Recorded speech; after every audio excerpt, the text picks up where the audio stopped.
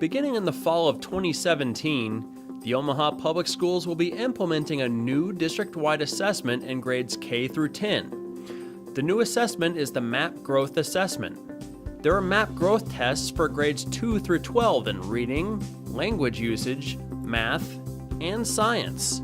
There are also primary tests for grades K through 1, referred to as MAP Growth K through 1, in reading and math.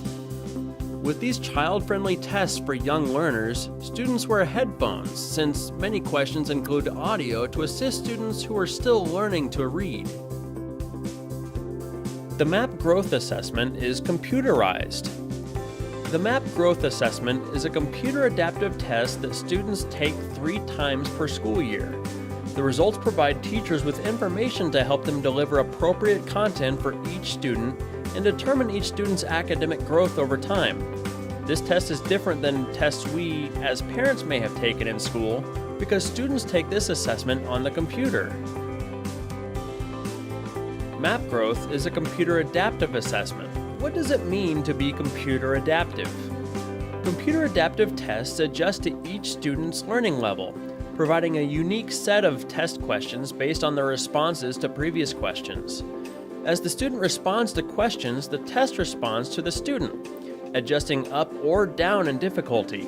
MAP tests begin with a question appropriate for each student's grade level, then dynamically adapt throughout the test in response to the student performance.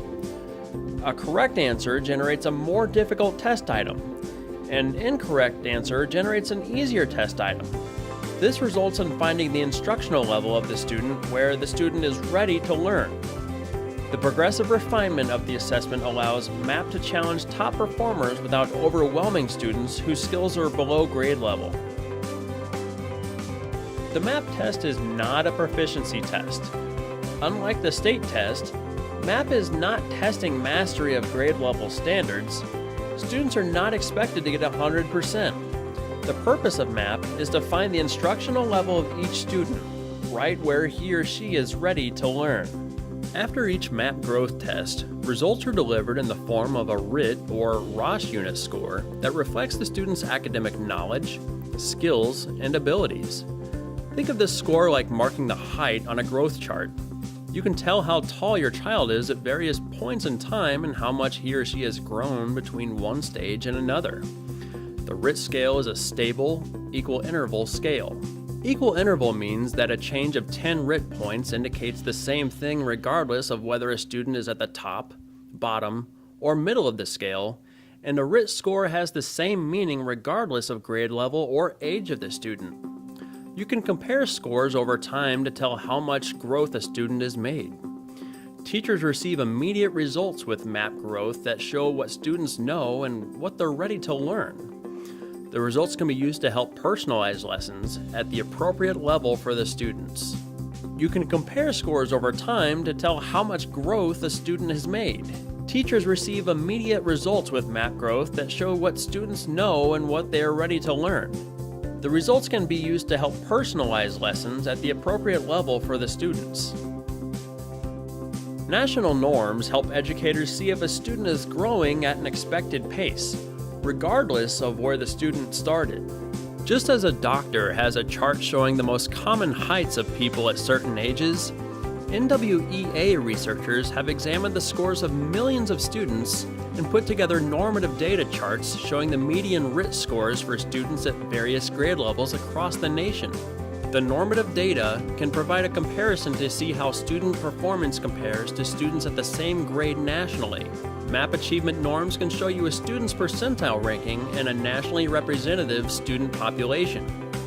For example, if a student scores at the 50th percentile, he or she scored as well or better than 50% of the test takers. MAP growth norms allow you to compare a student's growth to that of his or her academic peers. It is important to note that MAP growth scores are just one data point that teachers use to determine how a student is performing.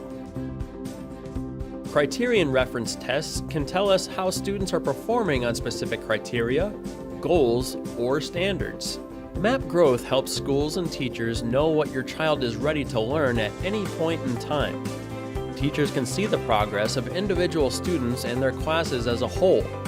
Principals and administrators can see the progress of a grade level, school, or the entire district. Since students with similar MAP growth scores are generally ready for instruction in similar skills and topics, it makes it easier for teachers to plan instruction. The MAP learning continuum can be used as a tool to help teachers as they plan instruction and identify learning targets. This data is often used to help students set goals and understand what they need to learn to achieve their goals.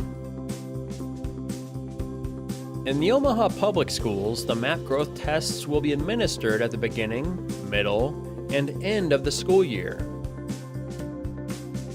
In the Omaha Public Schools, all students will be tested in reading and mathematics. The science test will be administered beginning in grade 3. Your child's teacher will provide the student progress report, which contains information and scores from your child's most recent and past MAP growth tests.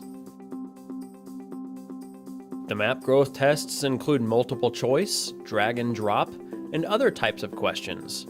Students will have an opportunity to view the warm-up test to get an idea of what questions look like. There are many benefits to using the MAP growth assessment district-wide. Some benefits include: the assessment will help identify individual student performance levels and help teachers inform their instructional practices. The data will allow us to measure the growth of every student over time. Using one assessment district-wide also allows for a common language to be used when engaging staff, students, and parents in conversations about student achievement.